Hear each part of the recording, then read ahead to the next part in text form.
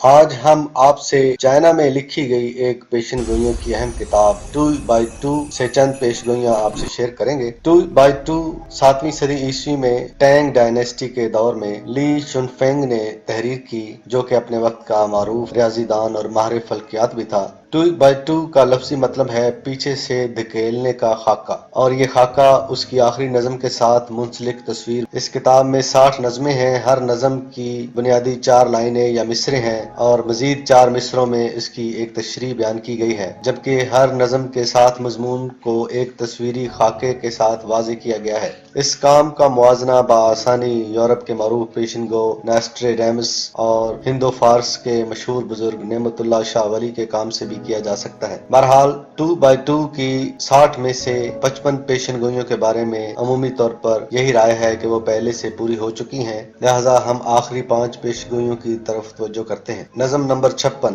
اڑتے ہیں پر پرندے نہیں، تیرتے ہیں پر مچھلیاں نہیں، ایک ایسی جنگ جس میں فوجیوں کی ضرورت نہیں بلکہ اس کی بنا صنعت و حرفت پہ ہے، ہزاروں میل تک پھیلا مہلک دھواں جس کے اوپر کھمبی اور نیچے فوارہ ہے، ایسا نظارہ جو دیکھنے والے کے وہم و گمان سے باہر، بڑی مشکل کو حل کرتے کرتے اور بڑی مصیبت آن پڑی۔ اس نظم میں صاف طور پر بحری اور فضائی لڑائی کی طرف اشارہ ہے، جہاں ٹیکنالوجی کی مدد سے دور سے ہی ملک آپس میں لڑائی کریں گے، جیسا کہ آج کل ٹیکٹیکل یا پراکسی لڑائیوں سے ظاہر ہے۔ اور مشروم یا کھمبی، اوپر اور نیچے فوارہ، جنگی حالات میں اس طرح کا نظارہ واضح طور پر ہتھیاروں کے استعمال کی طرف اشارہ ہے، یہ کہ جنگ اور مہلک دھواں ہزاروں میلوں تک پھیلا ہوگا، اور یہ سب کسی کے بھی وہم و گمان سے بالا ہوگا، اور انسان بڑے مسائل حل کرنے کی بجائے اور بھی بڑے مسائل میں مبتلا ہو جائیں گے۔ نظم نمبر 57۔ اس انتہائی پریشانی کے عالم میں ایک معجزانہ تبدیلی، ایک 3 فٹ کا لڑکا تمام بیرونی لڑنے والوں کو جھکنے پر مجبور کر دے گا، جب نیلا مغرب اور سرخ مشرق کوشاں ہوں گے، اور خدا کا بیٹا ایک نیک آدمی ظاہر ہوگا جو امن واپس لے آئے گا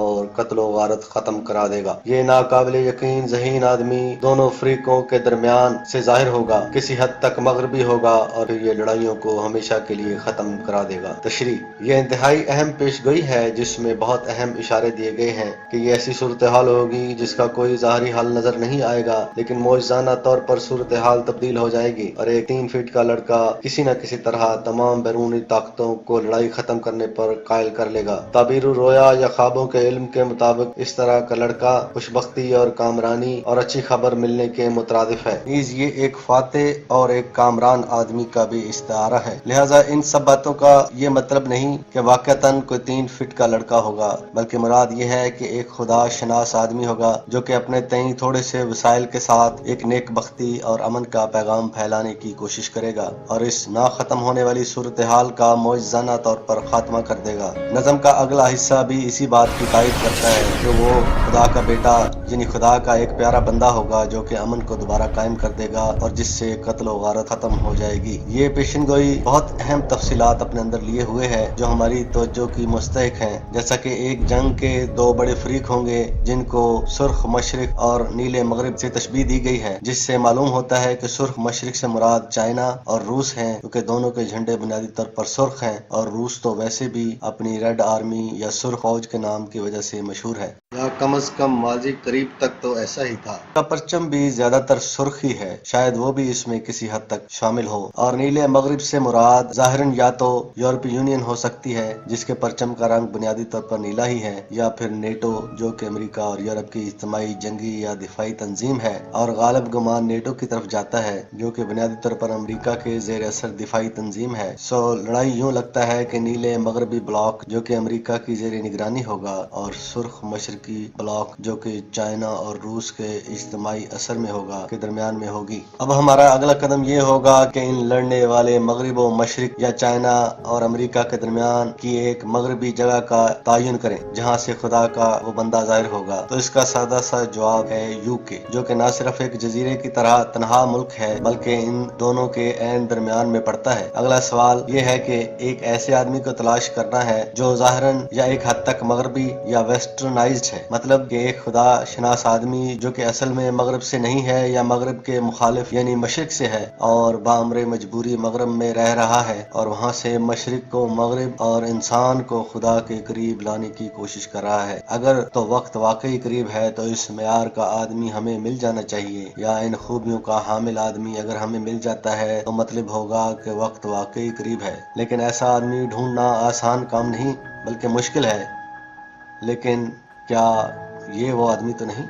جو کہ مسیح موعود کے جانشین ہونے کا دعوے دار ہے، جس کے بارے میں نبی پاک محمد مصطفیٰ صلی اللہ علیہ وسلم کی حدیث میں آیا ہے کہ وہ یدع الحرب یعنی جنگ یا جنگوں کا خاتمہ کر دے گا۔ اور اگر ہم غور کریں تو ہمیں پتہ چلتا ہے کہ یہ آدمی اور اس کے ساتھی اپنی سی کوششوں میں مصروف ہیں، جو کہ بظاہر بہت کمزور اور بچگانہ سی لگتی ہیں، کہ دنیا کو بتائیں کہ مسیح پہلے ہی آ چکا ہے اور وہ اپنے تئیں پرامن اسلام کا پرچار کر رہے ہیں اور ہسپتال اور اسکول بنا کر انسانیت کی خدمت میں بھی مشغول ہیں۔ بہرحال یوں لگتا ہے کہ مغرب اس کی بات سننے میں متردد ہے کہ وہ مسلمان ہونے کا داعی ہے، اور مشرق اس بات پر اس کے مخالف ہے کہ وہ اہل یہود میں سے نہیں یا وہ پہلے والا مسیح ابن مریم نہیں۔ لہذا کوئی مین اسٹریم میڈیا اس کی آواز سننے یا سنانے میں خاص دلچسپی نہیں رکھتا، کم از کم فی الحال نہیں۔ مگر اگر یہی وہ آدمی ہے تو لگتا یوں ہی ہے کہ مشرق و مغرب کو بالآخر اس کی بات پر کان دھرنا ہی پڑے گا۔ گائیں گے ہم، اخوت کی تانے اڑائیں گے ہم۔ نظم نمبر 58۔ بڑی مشکل ختم ہوئی، سب باہر والوں نے ہتھیار ڈال دیے، بنے بھائی بھائی، بنے 6-7 ملک، ہزاروں میل تک نہ شور نہ شرابہ، بنے بھائی اور دوست اور دوبارہ پرامن۔ مگر کچھ خطرہ ابھی ہے شمال مغربی سمت میں، جس سے ابھی بھی سارے عالم میں امن کے نغمات نہیں پہنچے۔ یہاں ظاہر ہوتا ہے کہ اس بڑی لڑائی کے بعد اس بندہ خدا کی کوششوں اور تمام دنیا میں سے جنگ ختم ہو جائے گی، اور بیرونی حملہ آور کسی طور ہتھیار چھوڑ کر بھائی بھائی اور دوست بن جائیں گے، اور دنیا کے نقشے پر 6 یا 7 ملک یا بلاکس ظاہر ہوں گے، جن میں چائنا ہو سکتا ہے ایک بڑے بلاک کی صورت میں ظاہر ہو۔ چائنا کی شمال مغربی سمت میں روس ہے، اور لگتا ہے کہ کچھ عرصہ تک وہاں کچھ اختلافات رہیں گے، چاہے وہ سرحد کی تقسیم کے بارے میں ہوں یا پھر بلاک میں شامل ملکوں کے بارے میں ہوں، مگر پھر بھی صورتحال کنٹرول میں ہوگی اور عمومی طور پر امن میسر ہوگا، جیسا کہ اس وقت میں حاصل امن کی خبر تقریباً تمام ہی مذاہب میں ملتی ہے۔ نظم نمبر 59۔ نہ کوئی محل نہ دیوار، نہ تیرا نہ میرا، تمام دنیا ایک خاندان، اور خوشحالی سب کے لیے۔ تمام دنیا کی خوش بختی کے لیے ایک آدمی ہے جو خدا کی منشا پر چلتا ہے اور تمام دنیا کی خوشحالی کا باعث ہے۔ سرخ و زرد، سیاہ و سفید، سب اکٹھے، مشرق و مغرب، شمال و جنوب، ہر جگہ صلح۔ ان نظموں میں ہم آخری زمانے میں آنے والے مسیح موعود کا بظاہر تذکرہ تو نہیں سنتے، مگر دراصل یہ اسی کی طرف رہنمائی کرتی ہیں۔ لہذا یہاں ایک خدا کے بندے کا ذکر ہے جو خدا سے رہنمائی پا کر دنیا میں اصلاح اور امن کا موجب ہوگا، جس سے سب کے لیے امن اور خوشحالی آئے گی، چاہے کوئی جیسا بھی ہے اور جہاں بھی رہتا ہے۔ سو یہ خدا کا بندہ مسیح موعود یا اس کے جانشین یا خلفاء کے علاوہ کوئی نہیں ہو سکتا، ورنہ دوسرے مذاہب کی پیشگوئیوں سے بہت اختلاف پیدا ہو جائے گا، جو کہ یقیناً یہاں مراد نہیں۔ یہاں معلوم ہوتا ہے کہ ایک خدا دنیا کے مختلف جگہوں پہ ایک ہی وقت کی ایک ہی بندے کے آنے کی خبریں دے رہا ہے۔